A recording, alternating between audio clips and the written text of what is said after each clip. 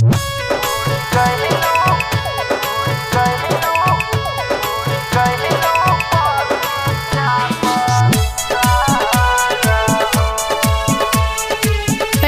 by RLA Recording Studio.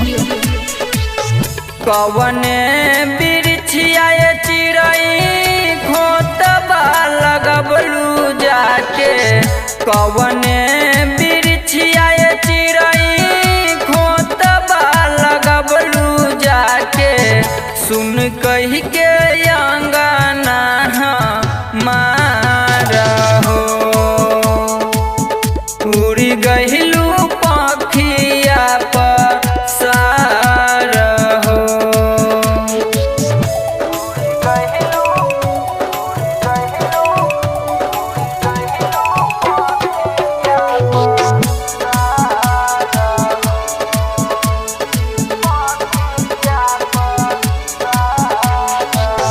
नैया के डोरी तोरी चल गईलू चुपे चोरी, कवने नगरिया कवने गाँव हो। खोजिले मन में बन में धई धई घर आंगन में, धरती आकाश ठावे ठाऊ हो।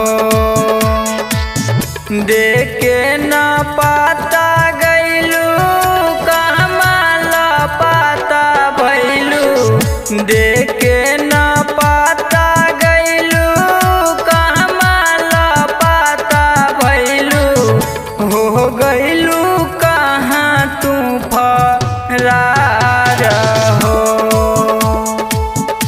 उड़ी गईलू पखिया पसार हो।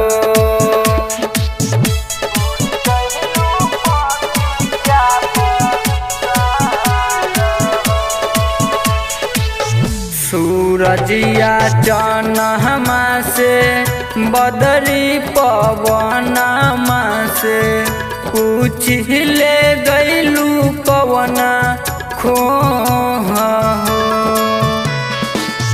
तलवा तो